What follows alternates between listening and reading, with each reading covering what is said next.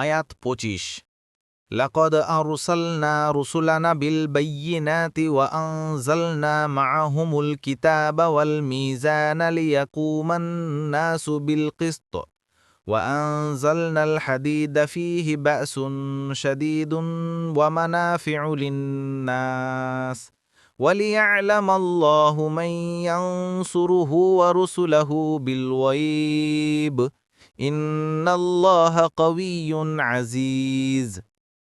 অবশ্যই আমরা আমাদের রাসূলগণকে পাঠিয়েছি স্পষ্ট প্রমাণসহ এবং তাদের সঙ্গে দিয়েছি কিতাব ও ন্যায়ের পাল্লা, যাতে মানুষ সুবিচার প্রতিষ্ঠা করে। আমরা আরও নাজিল করেছি লোহা, যাতে রয়েছে প্রচণ্ড শক্তি এবং রয়েছে মানুষের জন্য বহুবিধ কল্যাণ।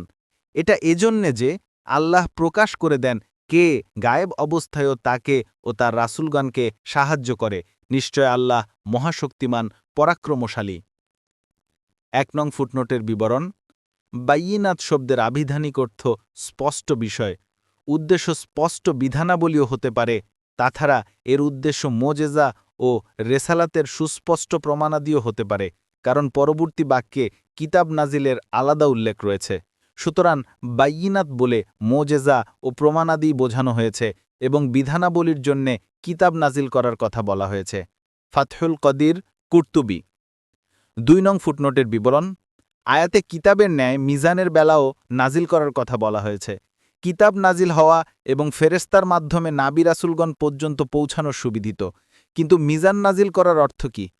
এ সম্পর্কে বিভিন্ন তাফসিরে বিভিন্ন উক্তি এসেছে। কোনো মুফাসসির বলেন, মিজান নাজিল করার মানে দাড়িপাল্লার ব্যবহার ও ন্যায় বিচার সম্পর্কিত বিধানাবলী নাজিল করা।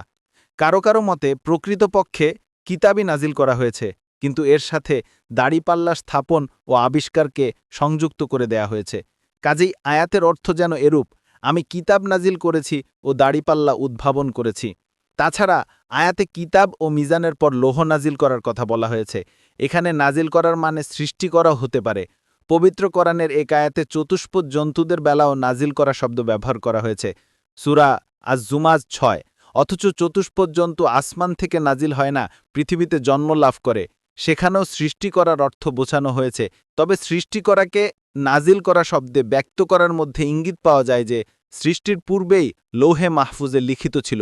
এই দিক দিয়ে দুনিয়ার সবকিছুই আসমান থেকে অবতীর্ণ। কুর্তুবী, ফাথুল কাদির। ৩ নং ফুটনোটের বিবরণ। এতে আল্লাহ তাআলা মানুষের জন্য বহুবিধ কল্যাণ নিহিত রেখেছেন।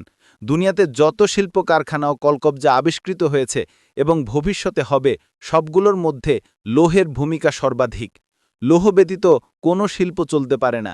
কুর্তুবী, ইবনে কাসির, ফাথুল কাদির।